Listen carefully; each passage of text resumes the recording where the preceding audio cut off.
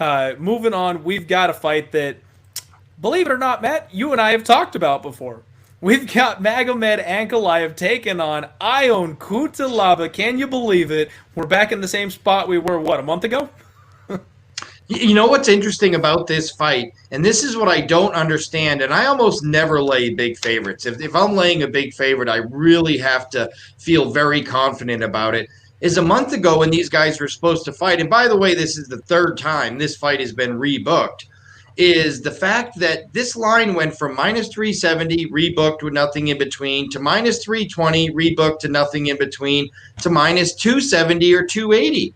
Well, what the heck happened in between? Ankalaev is the same fighter he always was. He's going to beat Ion Cutelaba unless somehow the Hulk lands one of those big shots. He cannot handle the technical striking, the overall game here.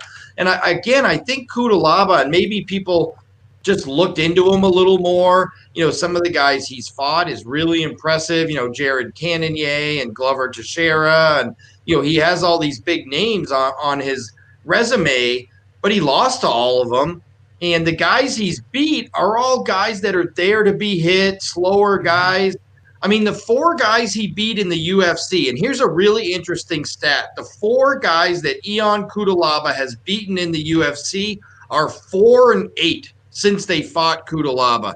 So that basically none of those wins have gone on and aged well. I think Ankalaev gets it done here. Obviously, the first fight was controversial, but Cutelaba kind of made it controversial by doing the whole bobbing and weaving, faking he was hurt thing, trying to play possum. He kind of had a cause and effect. If you fake like you're hurt, sometimes the ref's going to think you're hurt and stop the fight. And I just think at the end of the day, the technical striking difference here is going to show up. The reach, the length, the way they fight. God forbid it goes to the ground. That's going to be one-sided. Look, I was hesitant to lay 370, but I'm amazed with nothing happening in between that this line is dropped down to like 270, and now I'm suddenly very interested in the favorite. Yeah, and it's funny because I'm more of a dog hunter. You know the way I like to play it. And I called this as a pass fight because I see exactly what you're seeing, and I've got an unhealthy attachment to Ion Cutelaba. I'm a huge fan of this guy. I love what he does, and I ended up pulling the trigger on him when he got up around that plus 300 range. It was just too much for me. These are light heavyweights. This guy does nothing but sling big leather. At 3-1, you got to roll those dice that he's going to maybe be able to clip the more technical guy. But like you said, this line has been ping-ponging around and moving every single time they reassess this fight. I don't understand where this move came from or why it happened. And now Ion Cutelaba is unplayable for me at this line. I'm going to need more than that. So I got a bit of a hot take for you, Matt. I think what happened is, I don't know if you saw the Tennessee Titans, but after 2 weeks off and having COVID, they came out looking like they had superpowers. I don't think Ion Cutelaba caught COVID. I think COVID caught Ion Cutelaba. He's he's going to come out twice the man he was after his layoff and just absolutely murk Ankalaev. Maybe. All joking aside, I'm with you. Ankalaev is a much more technical striker, and I love the Hulk. I love what he does. I love the whole persona. I hope he goes green for the weigh-ins. But I can't get there with a bet. This one's a pass for me. Yeah, look, last time we broke this down, it was a pass for me, but suddenly Ankalaev has become playable only because the odds are so low. I'm like, gosh, this guy was almost 4-1 when they rebooked the rematch after the controversial stoppage, and now we're down to 280 and dropping.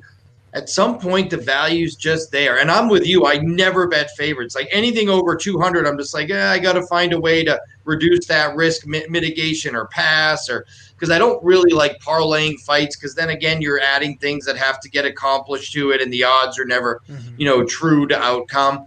But in this case, I am just going to bet Ankalaev because I feel like the value's gotten there.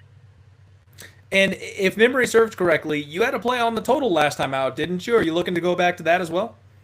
I don't know that I needed to go under as much. So the last time, that's what I played, was the under. And literally felt really good about it, and nothing's changed. So again, why don't I feel good about the under? Well, now I have the favorite bet, and if Cutelaba is going to win this fight at all, it's probably by first round knockout.